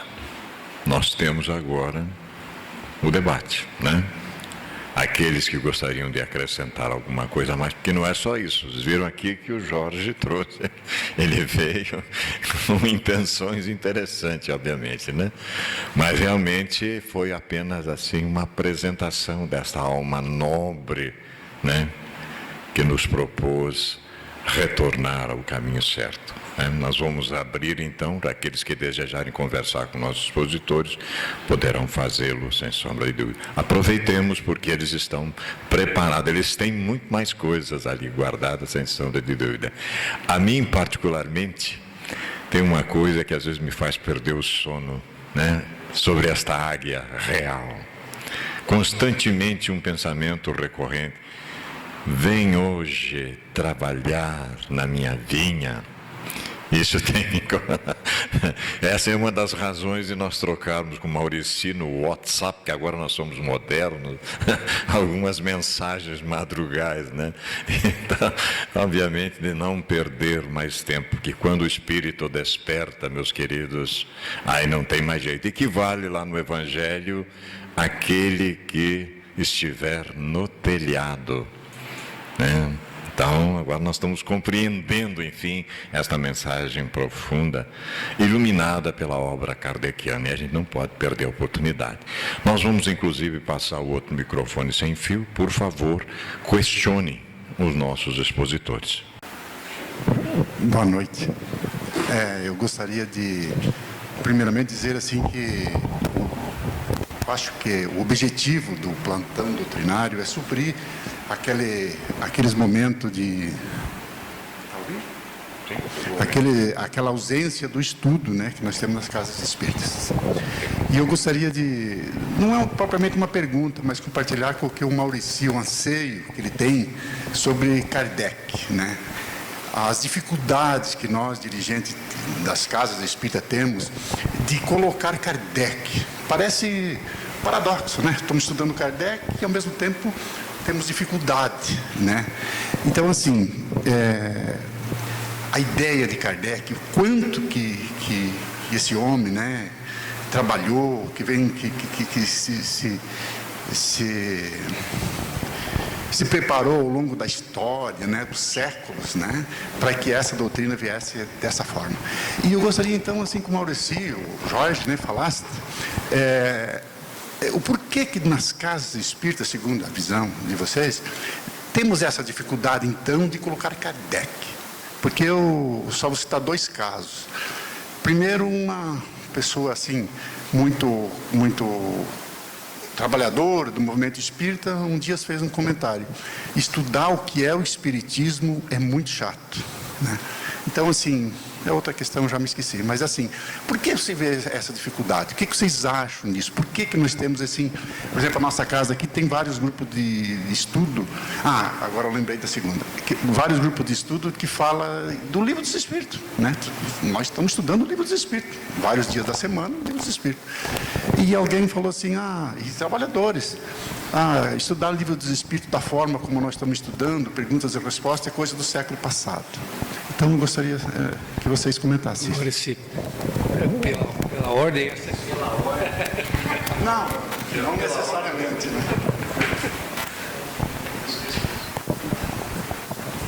Olha, não vejo dificuldade nenhuma. Nós temos, obviamente, hoje, mais do que nunca, um sem número de obras de muita qualidade para iniciar as pessoas na ciência do infinito. Agora, a responsabilidade de coordenador de grupo de estudo, a fidelidade ao pensamento kardeciano, se não o fez, deveria fazer com que aqueles que chamamos para a responsabilidade de multiplicar a ideia de Kardec, é bem apresentado, exatamente fazendo com que desperte no iniciante, no começante, o interesse, fazer com que aquilo que está ali exarado seja tornado a apresentação de uma forma harmônica, para que aquele que está recebendo a informação consiga entendê-la na sua profundidade, na sua amplitude, porque nós percebemos que ninguém escreveu como Kardec escreveu, sem demérito aos outros espíritos. É óbvio que nós temos obras aí que nos trazem informações preciosas. Agora, somos daqueles que acreditamos que a forma como Kardec escreve, como ele desenvolve uma ideia, a lógica com que ele consegue, e a simplicidade do texto kardeciano, a mim particularmente, atende a todas as minhas expectativas intelectuais. Eu encontro nos textos kardecianos o máximo de bom senso, o máximo de lógica, o máximo de lucidez, o máximo de consolação.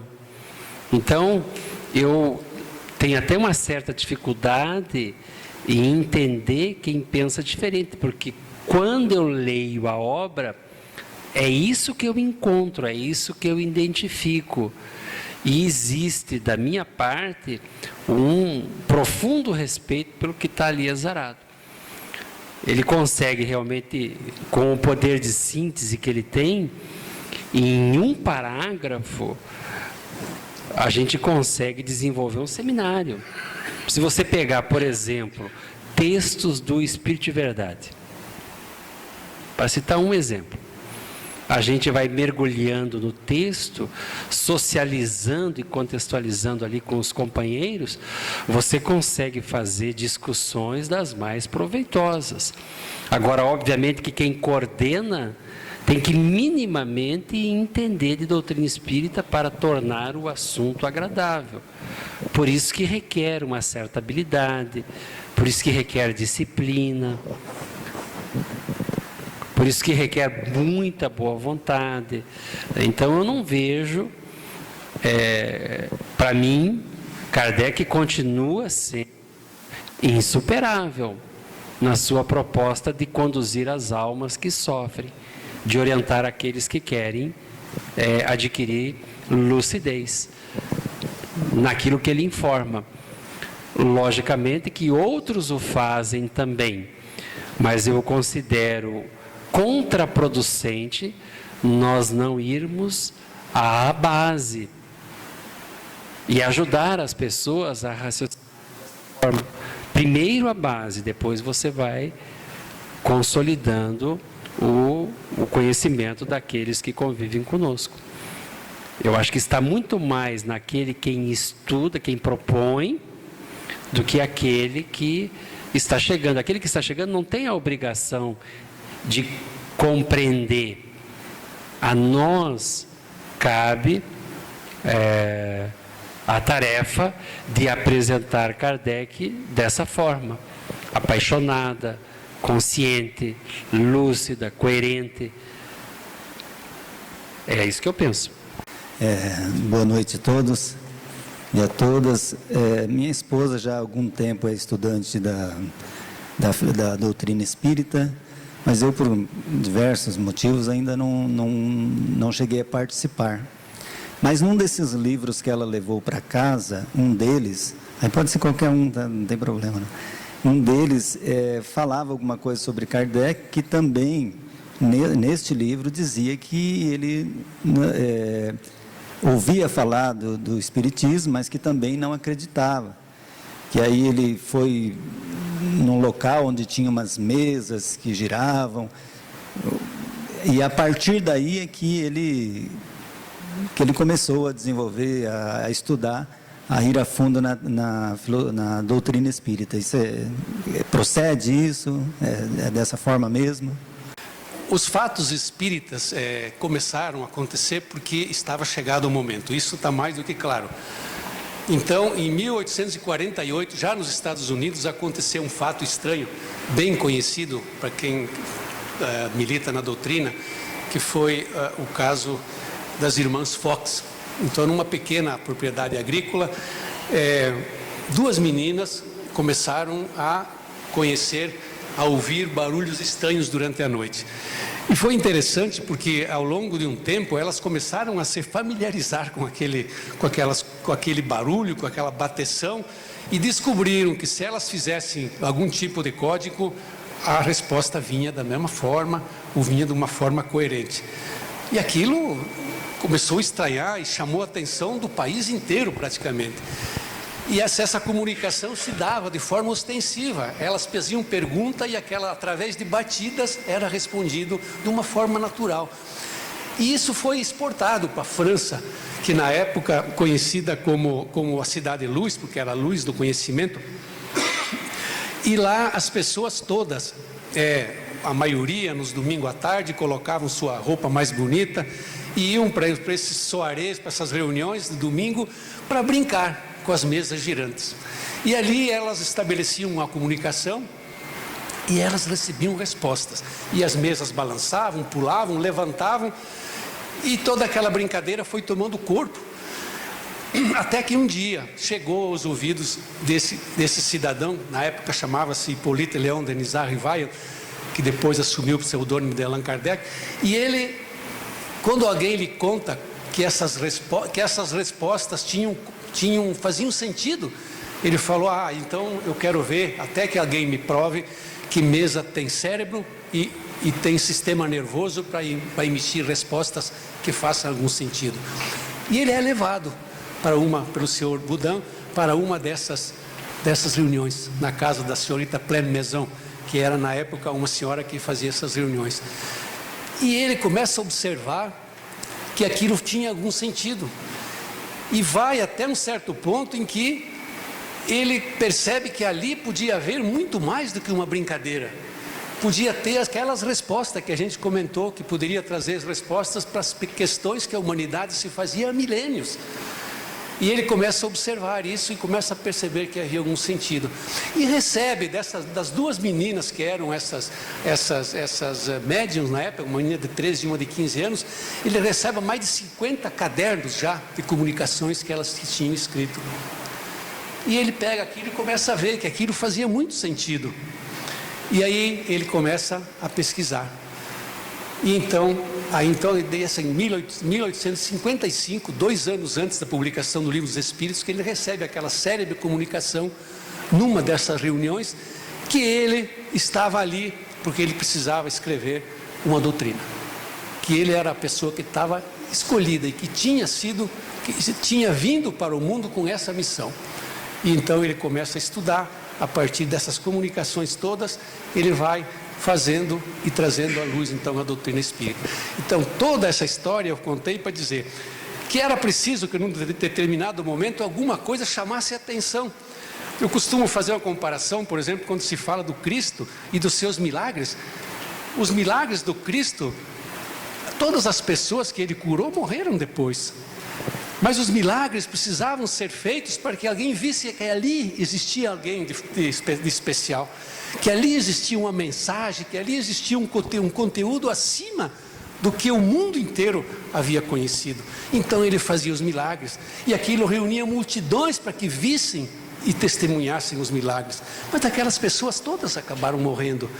Então os milagres serviram para isso, como as batidas de Hydesville, lá nos Estados Unidos, serviram para chamar a atenção da humanidade, porque estava no momento de chegar à obra. Então alguém falou: mas então os espíritos depois evoluíram e partiram para a psicografia? Absolutamente certo, isso é normal, tudo evolui. E os espíritos, depois daquele primeiro momento onde as comunicações se davam por batidas, começaram a entender que não era necessário mais isso, e que simplesmente você poderia usar a psicografia e outras formas. Então dessa forma é que apareceram apareceu Kardec e que ele foi chamado e incumbido dessa missão maravilhosa. Boa noite a todos. Mais uma questão. É a última? Isso. Terminou já? Eu só queria complementar a colocação da pergunta dele, que é muito interessante. Por que que as casas espíritas ficam devendo alguma coisa? Tem uma explicação. Posso usar isso aqui como ilustração, Boninho? O que nós vamos falar aqui, ó, é o que nós temos que acordar. Quem dirige, quem está chegando, quem já está há muito tempo. Dentro da nossa mente, tem 4 aspectos muito interessantes. Ó, desejo. Está alguma coisa errada comigo, eu não sei o que está acontecendo. Eu tenho que fazer alguma coisa, eu não me sinto bem. Dói em algum lugar? Não. É todo o corpo. Parece que falta ar. E eu desejo melhorar. Da mesma forma que quem tem um trabalho, pensa assim, puxa, eu vou trabalhar, por que eu vou trabalhar? Muitos têm um desejo. Qual é o desejo? Eu desejo adquirir uma casa. Eu desejo fazer uma viagem. Eu desejo comprar um automóvel. Então, nós temos um desejo. A outra parte, inteligência. Putz, eu tenho esse desejo. Como é que eu vou realizar esse desejo? Por isso que a exposição da noite veio falar dos postulados kardecianos. Eu tenho que ler, eu tenho que aprender, eu tenho que saber, para poder tornar o meu trabalho mais produtivo e alcançar o meu desejo o mais rápido possível. Muito bem. Então isso é inteligência, eu tenho que ter cultura. Eu tenho que ter cultura, tenho que aprender, tenho que ir à luta, conhecer a coisa. E o outro ponto da inteligência, imaginação. Como é que eu vou colocar em prática o meu desejo, aliado à minha cultura, o que eu sei? Como é que eu vou colocar em prática? Eu tenho que imaginar, bom, eu vou estudar isso, eu vou perguntar isso, eu vou no dia tal, conhecer aquilo. Eu fico imaginando tudo isso. E o outro é o departamento nosso da memória. Porque eu tenho que guardar isso que eu aprendi. Não adianta eu ler, ter desejo, imaginar, mas eu saio lá e esqueço tudo.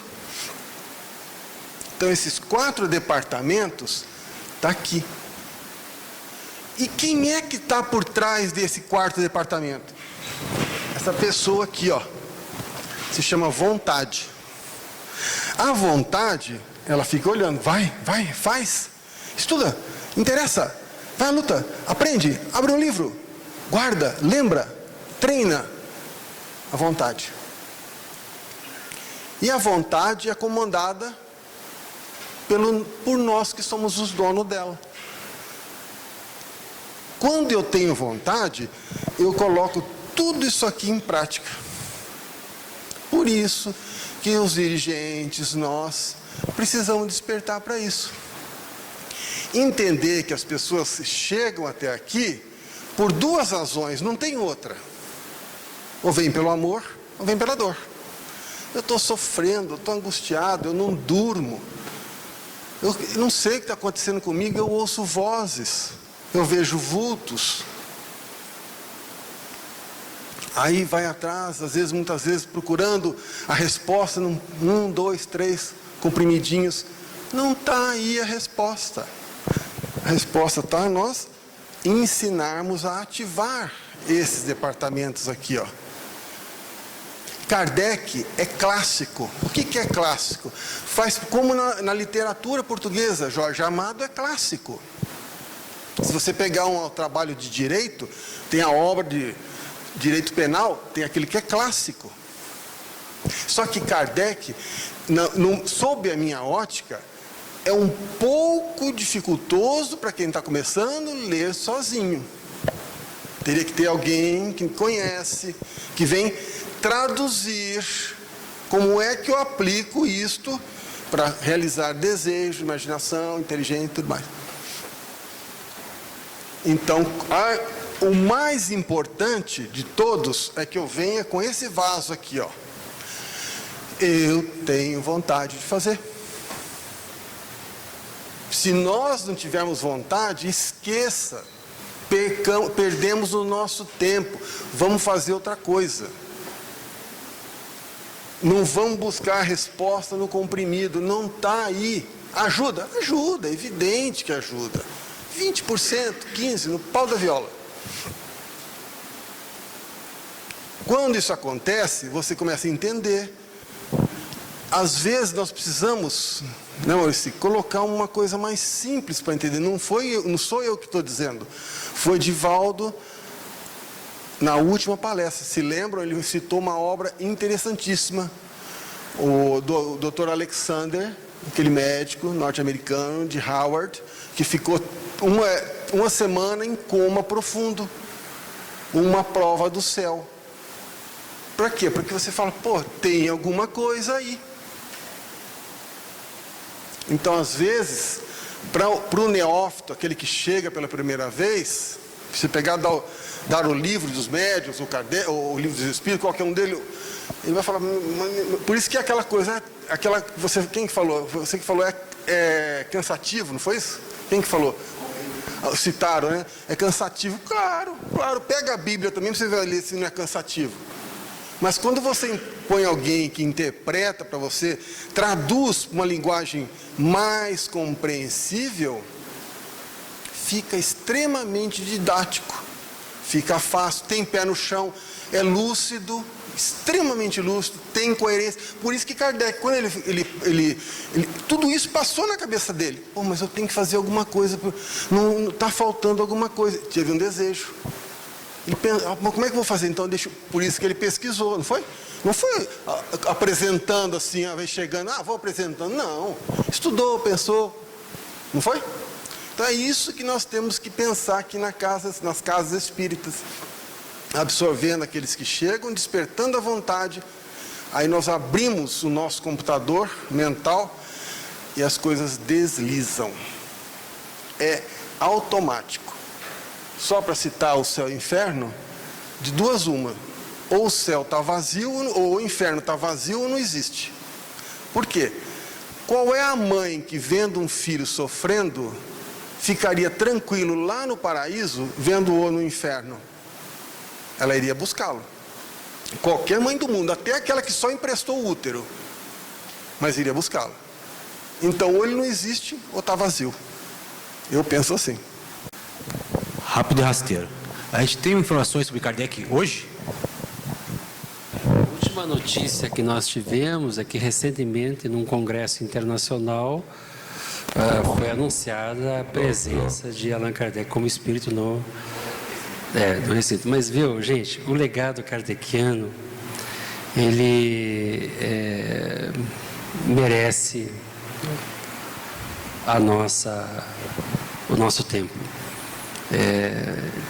Por trás desse processo de aprendizado, tem o educador, tem uma metodologia de aprendizado, tem uma sequência didática de apreensão dos conceitos, que ele mesmo deixou muito claro lá em O Livro dos Médiuns.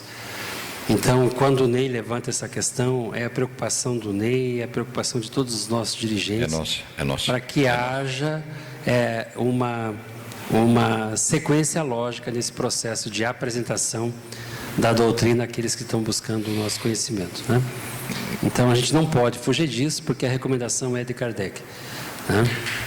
E a responsabilidade em fugindo dessas diretrizes, aí passa a ser de quem apresenta de outra forma, que ou traz prejuízos no aprendizado, ou tira de foco, ou desmotiva. Todos aqueles que estudam conosco nesse processo básico apresentado por ele mesmo, a gente tem um índice de permanência nos nossos estudos, nos nossos trabalhos, um número bastante considerável, e as pessoas ficam atendidas nas suas expectativas com relação àquilo que a doutrina espírita tem para oferecer. Mas eu recomendo Kardec na veia.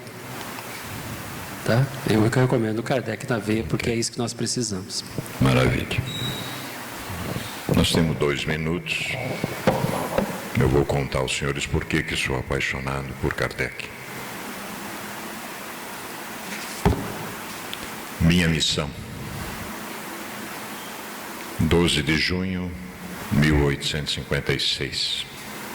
Em casa do senhor Carlotti, e a médium é a senhorita Aline Carlotti. Pergunta a verdade. Bom espírito, eu desejara saber o que pensas da missão que alguns espíritos me assinaram. Dize-me, peço-te, se é uma prova para o meu amor próprio. Tenho, como sabes, o maior desejo de contribuir para a propagação da verdade, a cada um de nós também. Que a única coisa que me modificou de fora para dentro foi esta verdade. Esta aqui me modificou. Mas do papel de simples trabalhador ao de missionário em chefe, a distância é grande. E não percebo o que possa justificar em mim graça tal. De preferência a tantos outros que possuem talento e qualidades de que não disponham. O verdadeiro missionário adivinha-se. Resposta do Espírito Verdade. Jesus. Confirmo o que te foi dito, mas recomendo-te muita discrição. É o que nós deveríamos já ter entendido aqui. Se quiseres sair-te bem, tomarás mais tarde conhecimento de coisa que te explicarão o que ora te surpreende. Não esqueças que podes triunfar como podes falir. Ele ainda não é espírito puro, só o puro que não falha.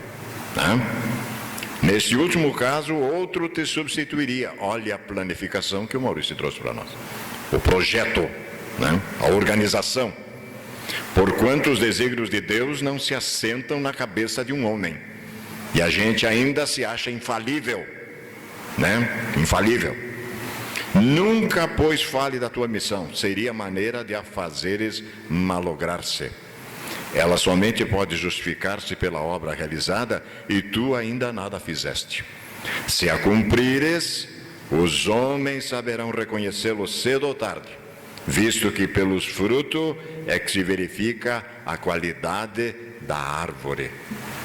Já alguém tinha falado isso, muitas vezes. Nenhum desejo tenho certamente de me vangloriar, fala Kardec, de uma missão na qual dificilmente creio. Se estou destinado a servir de instrumento aos desígnios da providência, que ela disponha de mim. Nesse caso, como toda criatura que tem juízo, reclamo a tua assistência e a dos bons espíritos, no sentido de me ajudarem a ampararem na minha tarefa. Ele era o mais qualificado da falange do Espírito Verdade, por isso encarnou. Por isso foi ele escolhido, porque ele era o mais qualificado dentro da falange, que tinha mais possibilidade de vencer. Volta o Espírito de Verdade dizendo: a nossa assistência não te faltará, mas será inútil se de teu lado não fizeres o que for necessário. Tens o teu livre-arbítrio, do qual pode usar como entenderes. Nenhum homem é constrangido a fazer coisa alguma. Até o Criador respeita o nosso livre-arbítrio. Foi Ele que nos impôs isso. Que causas poderiam determinar o meu malogro? Seria a insuficiência das minhas capacidades? Prestemos atenção, meus irmãos. O Espírito de Verdade diz ao codificador: não. O que ele quer dizer com esse não? Era o cara, capacitado, qualificado. Mas a missão dos reformadores é prenhe de escolhos e perigos. E agora a página mais bonita que eu já vi. Previno de que é rude a tua, porquanto se trata de abalar e transformar o mundo inteiro. A gente está fazendo a nossa parte. A gente está entrando e saindo da casa espírita como se isso aqui fosse uma religião. E é coisa que nos atormenta muito. Não suponhas que te baste publicar um livro, 2 livros, 10 livros, para em seguida ficares tranquilamente em casa na rede, balançando. Tens que expor a tua pessoa. E posso vos assegurar, meus irmãos, o Cristo cósmico requer inclusive a nossa existência física. Foi dito ao Chico, a tua existência já foi, entendeu? Porque o Chico pensava que ia fazer a obra dele, 30 livros, não sei o quê. Olha, já foi entregue para a misericórdia divina. Suscitarás contra ti ódios terríveis, inimigos escarniçados se conjurarão para a tua perda. Ver-te-ás abraços com a malevolência, com a calúnia, com a traição mesmo dos que te parecerão os mais dedicados.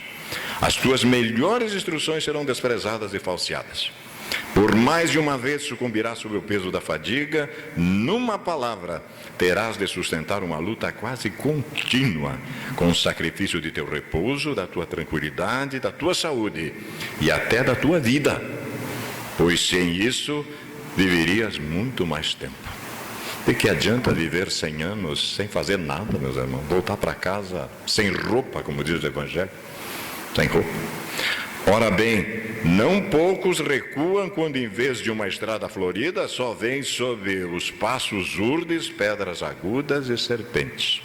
Para tais missão não basta a inteligência. Ele era inteligente, super inteligente. Faça mistério primeiramente para agradar a Deus, humildade, modéstia e desinteresse, visto que ele abate os orgulhosos, os presunçosos e os ambiciosos.